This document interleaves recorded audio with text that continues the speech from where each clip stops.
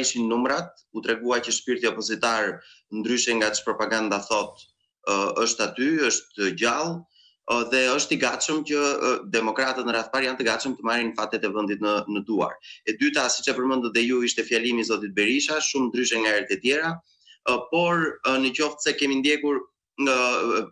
fjalimet e tij dhe në mbledhjet e grupit parlamentar dhe në tjera, ai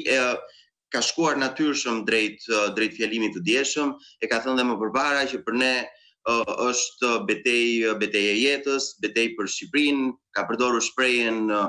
greke etan epitas, pra një thirrje spartane e Spartës së lashtë.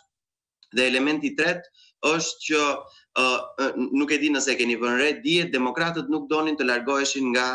bulevardi. Masa nuk duhet ishin larguar? Zotit Berisha, dhe kur filluan të hidheshin Molotov, demokratët si rrallë herë, të paktën në këto 4-5 vitet e fundit, nuk u larguan në numra të mëdhenj,